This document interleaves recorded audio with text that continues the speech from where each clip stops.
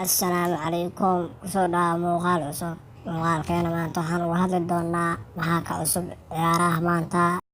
Waxaa si rasmi u furmay tababarka kooxda kubadda cagta Real Madrid ee ugu imaadeen xilligii qaboobaha ee fasaxii dheeraa ee galeen, iyo ciyaaryahan Karim Benzema oo Real Madrid u saxiixay heshiis dhan hal sano. Maxay tahay sababtaas?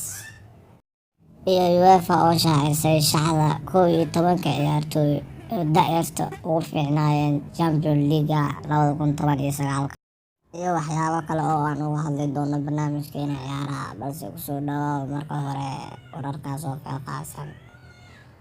Waxaa si rasmi u bilaabmay tababarka kooxda kubadda cagta Real Madrid oo kasoo laabteen xilligii fasaxa dheeraa ee qaboobaha. Tababarka ayaa macallin Zinedine Zidane sii furay xilli horeba albaabada u furay kooxda taageerayaasha si ay u daawadaan ciyaartooyda Real Madrid oo caalamiyeynaya.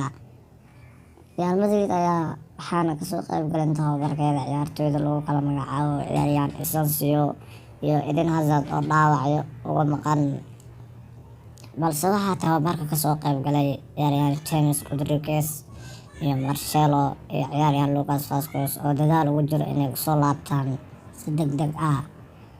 Real Madrid ayaa isku diyaarinaysa ciyaarta ay la qaadanayso kooxda kubadda cagta Sevilla ciyaarta Super Cup oo lagu ciyaari doono wadanka Sacuudiga, xilli ay 4 koox ku ciyaarayaan Super Cup kooxaha Barcelona iyo Atletico Madrid, halka Sevilla iyo kooxda kubadda cagta Real ay isfaham saari doonaan bishan dhexdeeda.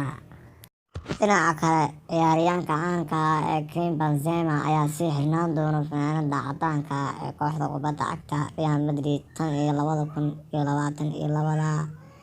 Waxaan wada ognahay ciyaaryahan Karim Benzema inuu heshiiskiisu dhacayo 2021, balse ciyaaryahan Karim Benzema codsi ayaa uga imaaday madaxda kooxda kubadda cagta Real Madrid ayaa sheegay wuxuu u saxiixay heshiis gaaraya 12 bilood. Ciyaaryahan Karim Benzema ayaa warbaahinta u sheegay inuu doonayn inuu isku dhiibo kooxda kubadda cagta Real Madrid sababo jira awgood.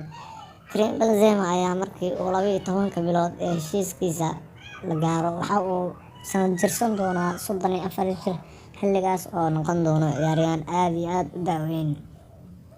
Dhinaca kale, ciyaaryahan Karim Benzema ayaa wada shaqayn fiican kala dhexeysa madaxweynaha kooxda kubadda cagta Real Madrid ee Florentino Perez.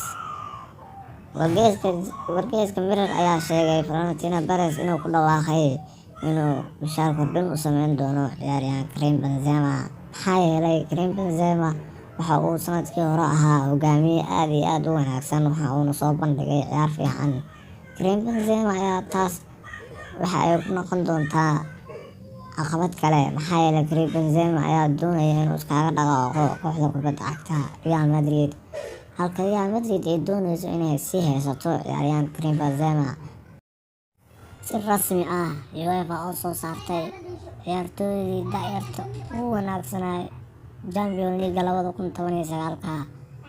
Ciyaartooydii da'yarta Champions League 2019 waxaa ka mid ahaa ciyaaryahanka kooxda kubadda cagta Real Madrid ee Rodrigo iyo Achraf Hakimi iyo ciyaartooy kale oo badan ayaa ku jira, balse sanadkan waxaa la yaab leh 11 ciyaartooy ah UEFA soo xulatay ayaa kala yimid 11 koox oo kala duwan.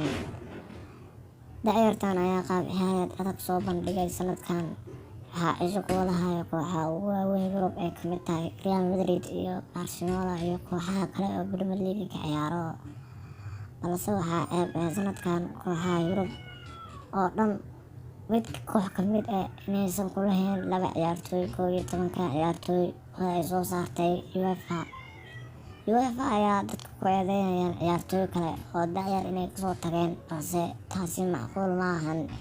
UEFA ayaa si rasmi ah si xaqdaro aan ahayn ugu dhawaaqday 11 ciyaartooy oo ah ciyaartooy ugu wanaagsan UEFA. Ciyaartooydii laga soo tagay ayaa shuruudihii lagu xiray kasoo bixi waayay, sababtoo ah qaar ka mid ah Champions League ma ciyaarin sababo jira awgood ayaana loo soo xuli waayay.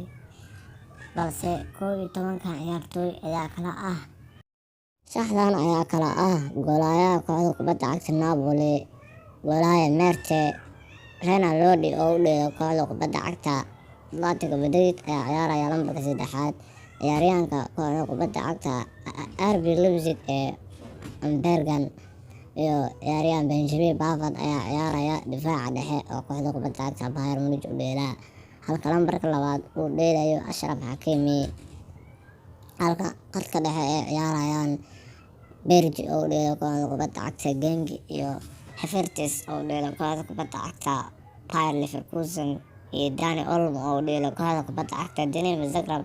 Halka weerarka ay ciyaarayaan Lautaro Martinez oo u dheela kooxda kubadda cagta Inter Milan iyo xiddiga caanka ah Haaland oo u dheela Salzburg iyo xiddiga kubadda cagta Real Madrid u dheela Rodrigo. Halkan waxaan kusoo gabagabeyn doonaa barnaamijkii aan uga hadlaynay maxaa ka cusub ciyaaraha maanta.